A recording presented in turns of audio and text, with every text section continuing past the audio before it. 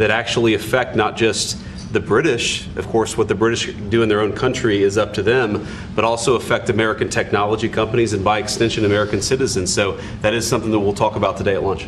Thank you. 1 minute ago, Donald Trump issued what he called his final warning to Britain's Prime Minister, Keir Starmer.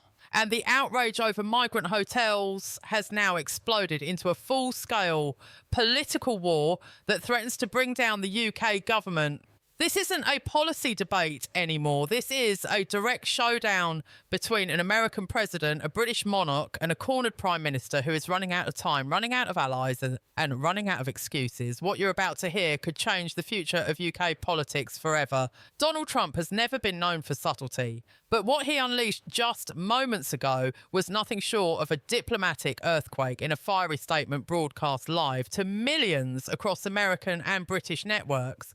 Trump declared that Britain is on the brink of losing its soul if it continues pouring billions into luxury hotel accommodations for illegal migrants while its veterans rot on the streets. His words weren't casual, they weren't suggestions. They were framed as a final warning, a line in the sand that Britain's leadership ignores at its own peril. And this time, Trump didn't stop at moral outrage. He tied Britain's migrant scandal directly to the survival of the special relationship between London and Washington, sending shivers through the political establishment on both sides of the Atlantic. For months, Starmer's Labour government has been fighting a losing battle against public anger over the migrant hotel programme. But the fury has now reached boiling point. New reports confirm that taxpayers are funding more than £1.5 billion annually to house thousands of migrants in 4-star and even 5-star accommodations, with gyms, buffets and spa access included. Meanwhile, decorated war heroes, men and women who bled for Britain in Iraq and Afghanistan, are found sleeping on concrete, begging for scraps and freezing in doorways across London, Manchester and Glasgow. The contrast is grotesque, and Trump has seized on it with surgical precision. He thundered, "You cannot call yourself a serious nation when your warriors sleep in the gutter and lawbreakers dine in luxury."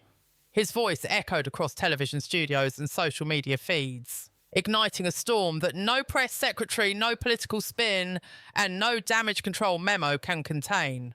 But what makes this warning different, what makes it final, is that Trump raised the stakes beyond Britain's borders. He announced that the United States is now reconsidering all cooperative agreements with the UK until Starmer demonstrates a credible plan to prioritise veterans over migrants. That includes military partnerships, intelligence sharing and, most shockingly, the long-delayed post-Brexit trade deal. Within minutes, financial markets reacted violently. The pound dipped against the dollar. British tech stocks tumbled and whispers spread across Westminster that Labour's entire economic strategy may now collapse under the weight of a transatlantic rupture. This isn't just about migrant hotels anymore. It's about Britain's credibility as a global partner. And Trump has weaponised that credibility like a loaded gun aimed directly at Downing Street. Inside the UK, the fallout is even more catastrophic. Leaked documents show that veteran homelessness has risen by 27% in the last 2 years, with some former Royal Marines, paratroopers and Special Forces operators now sleeping in train stations and abandoned buildings. Charities have been begging the government for emergency funding, but their pleas have been drowned out by the ever-expanding budget for migrant accommodations. The revelation that one hotel chain is charging the government £320 per night per migrant, while simultaneously refusing to offer discounted rooms for veterans, has sparked a level of public fury not seen in decades. Social media has erupted under the hashtag #VeteransFirst, which is now trending worldwide.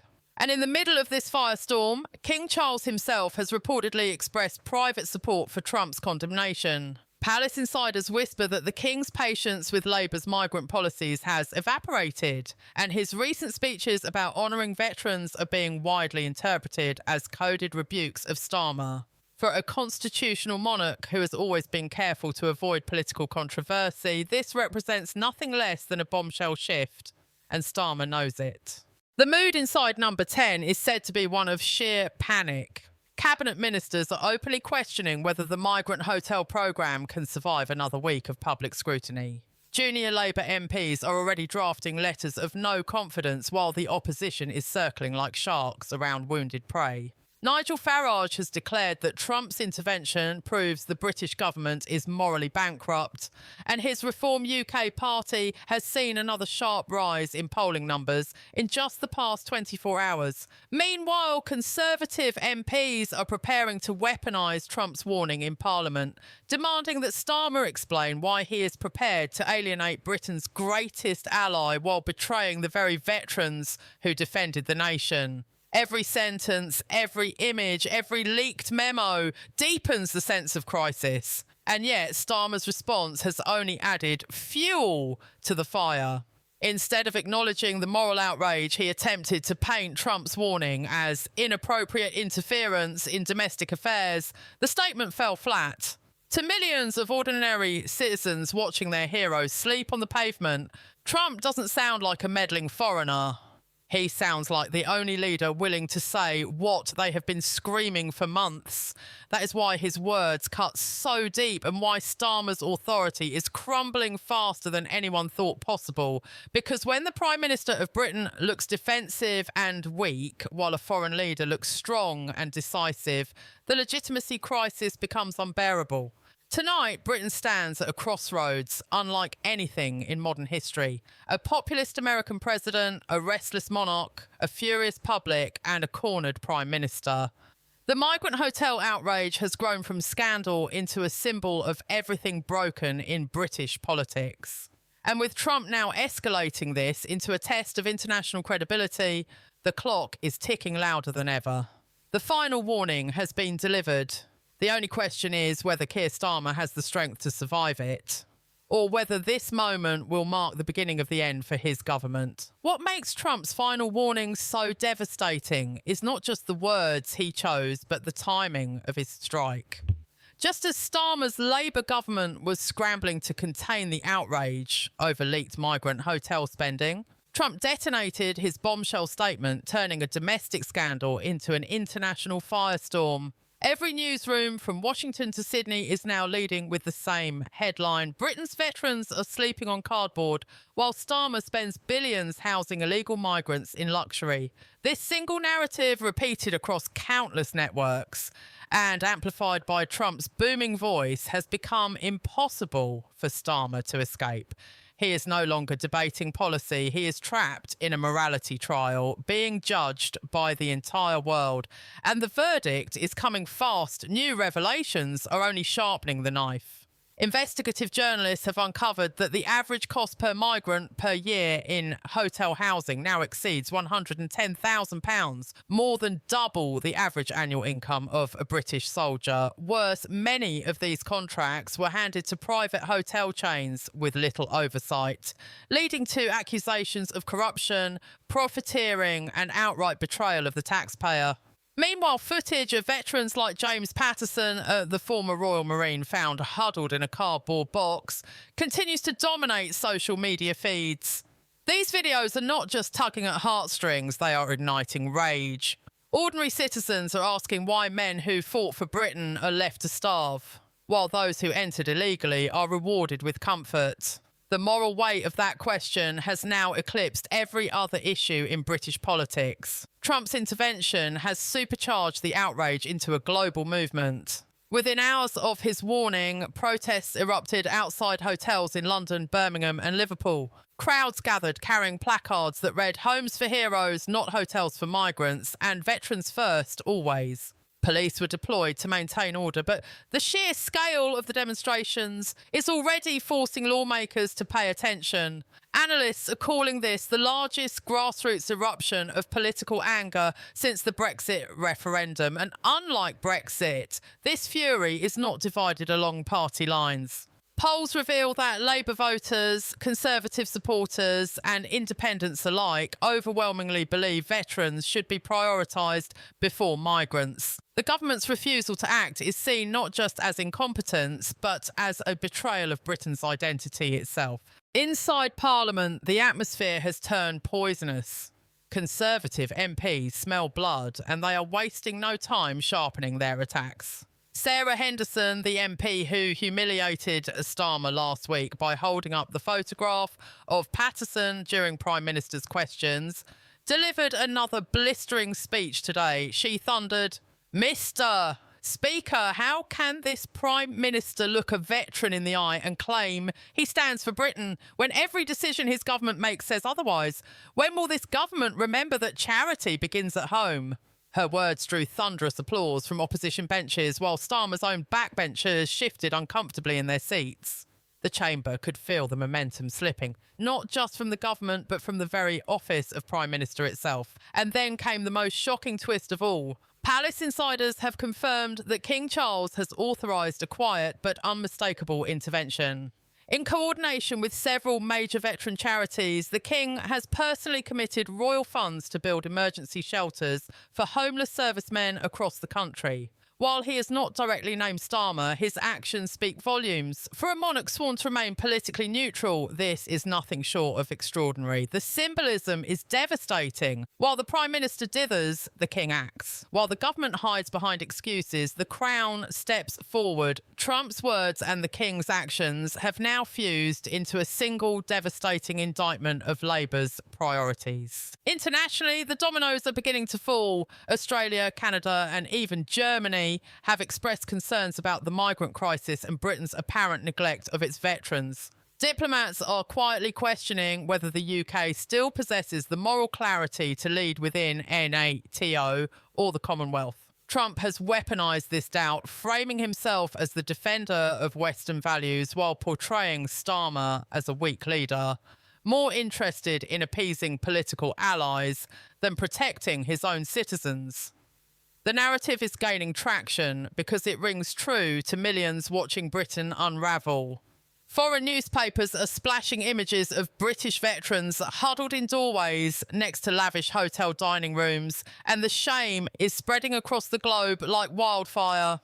The economic consequences are already materialising. The trade deal with the United States, long touted by Labour as the crown jewel of post-Brexit Britain, has been officially paused by Washington.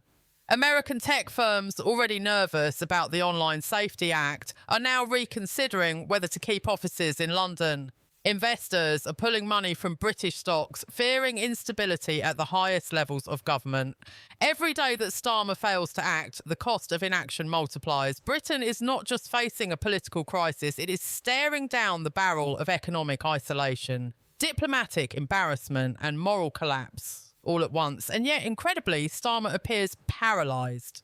His latest press conference was described as tone deaf by political commentators. When asked whether the government would reconsider its migrant hotel policies, Starmer mumbled about balancing compassion with practicality, a phrase so hollow it immediately went viral as a meme. Trump himself retweeted a clip of the press conference with a single sentence, "This is weakness in action." That post alone received over 20 million views, AFOs, in a matter of hours. The contrast between Trump's decisive rhetoric and Starmer's fumbling defensiveness is so stark that even loyal Labour supporters are admitting, privately at least, that their leader is finished.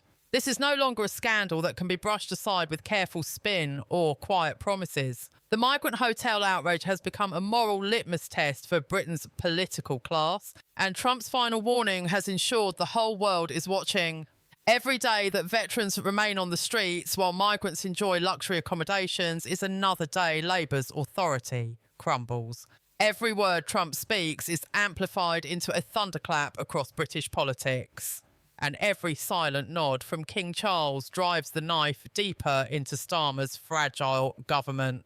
This is not just a crisis, this is the beginning of a political reckoning that could reshape Britain for generations to come. What makes Trump's final warning so devastating is not just the words he chose, but the timing of his strike. Just as Starmer's Labour government was scrambling to contain the outrage over leaked hotel spending, Trump detonated his statement turning a domestic scandal into an international firestorm. Every newsroom from Washington to Berlin is now leading with the same headline: Britain's veterans are sleeping on cardboard while Starmer spends billions housing illegal migrants in luxury. That single image, repeated across countless broadcasts and shared millions of times online, has become the moral lens through which every British policy is now judged. Starmer is no longer debating budgets or strategies. He is on trial for the very soul of his nation, and the world is watching closely. Fresh revelations have poured fuel on the fire. A leaked Treasury report shows that the annual cost of migrant hotel accommodation has ballooned to more than £1.5 billion, a figure that dwarfs the budget for veteran housing programmes. Even more shocking, the average cost per migrant exceeds £110,000 per year, more than double the average income of serving British soldier. Contracts handed to hotel chains reveal nightly rates of £320 per person, while veterans' charities beg for donations to buy sleeping bags and hot meals. To ordinary citizens, the comparison is grotesque. To Trump, it was the perfect weapon. He thundered, "You cannot call yourself a serious country when your warriors sleep in the gutter and lawbreakers dine in luxury." The phrase has gone viral, appearing on protest banners, hashtags, and even T-shirts sold online. Within hours of his warning, protests erupted in cities across Britain. Outside luxury hotels in London, Birmingham, and Manchester, angry crowds gathered with placards reading "Homes for Heroes" and "Veterans First."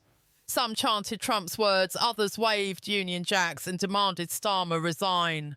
Police were deployed, but the protests remained overwhelmingly peaceful, fueled not by party politics, but by raw moral outrage.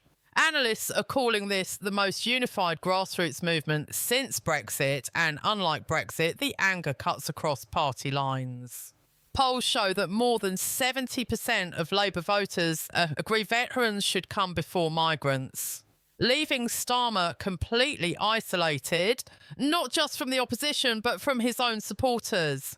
Inside Parliament, the atmosphere has become poisonous. At Prime Minister's questions, Conservative MP Sarah Henderson, the same politician who humiliated Starmer with a photograph of homeless veteran James Patterson last week, rose again to launch another attack.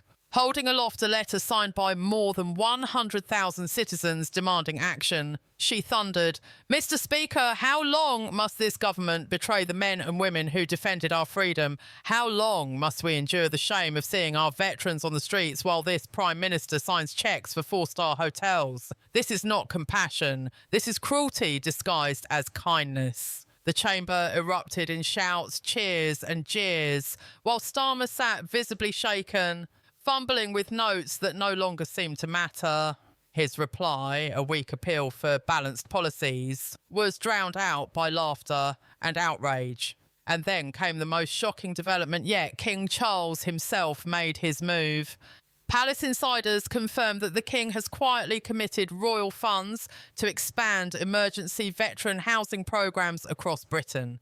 While he avoided directly criticising the government, his actions sent a clear message. For a constitutional monarch who has always remained politically neutral, this is extraordinary. The symbolism is devastating. While the Prime Minister dithers, the King acts. While Labour's government hides behind excuses, the Crown steps forward to protect those who served. Commentators are calling it the most significant royal intervention in modern British politics, and the effect has been immediate. Headlines now scream, "The King stands with veterans, not Starmer." The international fallout is spreading like wildfire. Australia, Canada and even Germany have expressed concerns about the UK's treatment of its veterans, and diplomats are privately questioning whether Britain has lost its moral compass. Trump has seized on this doubt, framing himself as the defender of Western values and casting Starmer as a weak leader who abandons his own citizens. The narrative is brutally effective. Foreign newspapers are publishing split-screen images. Veterans in sleeping bags on one side, migrants enjoying hotel buffets on the other. The contrast is so stark that it transcends politics. It feels like a betrayal of human decency itself. The economic consequences are already biting. Washington has officially paused negotiations on the post-Brexit trade deal, a move that Labour had promised would boost the economy. American tech giants, already frustrated by Britain's Online Safety Act, are now quietly preparing to shift jobs and operations out of London. Investors are pulling money from British stocks, fearing instability at the highest levels of government.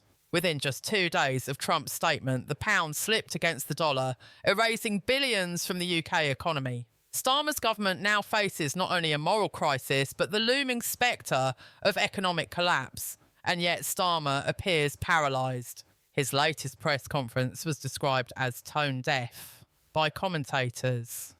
When pressed about whether he would end the migrant hotel programme, he mumbled about balancing compassion with practicality. The phrase instantly became a meme, mocked as the hollow words of a leader out of touch with reality. Trump himself retweeted the clip with a brutal caption, "Weakness in action." That single post was seen by more than 25 million people in under 24 hours. The contrast between Trump's decisive voice and Starmer's faltering defensiveness could not be clearer. To many citizens, Trump now looks like the leader Britain doesn't have but desperately needs. This is no longer a scandal that can be contained with clever messaging. The migrant hotel outrage has become a litmus test for Britain's identity. Will the nation stand by its veterans, or will it continue to reward illegal entry with luxury? Trump's final warning has ensured the entire world is asking that question, and every hour that passes without a clear answer weakens Starmer's grip on power. The Prime Minister is now caught between a furious public, an emboldened monarch, a hostile opposition, and a foreign president who refuses to stay silent. This is no longer just a political crisis, it is a reckoning. And unless Starmer finds a way out, it may soon become his downfall. The true danger for Keir Starmer is no longer outside his walls, but it is inside them. The migrant hotel scandal, supercharged by Trump's final warning and King Charles's quiet intervention, has now begun to tear the Labour Party apart from within. Once seen as a disciplined machine ready to govern for a decade, Labour is now fracturing in real time, its cracks exposed under the unbearable pressure of public fury and international humiliation. What began as whispers of discontent among backbench MPs has grown into open rebellion, and every day that passes draws Starmer closer to the abyss. The first signs of collapse came from Labour's heartlands, the working class constituencies that gave the party its identity for over a century. Local party meetings in towns like Sunderland, Stoke and Liverpool are now dominated by angry members demanding answers from their MPs. Veterans in these communities are not abstract statistics. They are neighbours, family members and local heroes. To see them abandoned while migrants are housed in comfort has enraged voters who once trusted Labour as their champion. Dozens of Labour MPs have been bombarded with letters and emails accusing them of betrayal, and constituency offices have reported protests outside their doors. The message from the grassroots is unmistakable: change course or be destroyed at the ballot box. Back in Westminster, the pressure is boiling over. At least 12 Labour MPs have now signed a private letter demanding an urgent review of migrant housing policies. Several junior ministers have requested face-to-face meetings with Starmer to voice their concerns, warning that the scandal is becoming politically toxic and risk dragging the entire government down. Some are even threatening resignation if the Prime Minister refuses to act. In hushed conversations across the corridors of Parliament, the word leadership challenge is being whispered with increasing boldness. For a government barely a year into its mandate, this is nothing short of catastrophic. The parliamentary spectacle has been brutal. In recent debates, Labour's backbenchers have appeared visibly uncomfortable defending the migrant hotel policy. Some avoid television interviews entirely, fearing that no explanation can survive the fury of ordinary citizens. Others attempt half-hearted defences, only to be torn apart by journalists armed with photographs of homeless veterans sleeping on pavements. Each appearance deepens the perception that Labour is not just out of touch, but morally bankrupt. The Conservative opposition has capitalised ruthlessly, orchestrating a campaign of relentless attacks designed to paint Starmer as weak, heartless and completely isolated.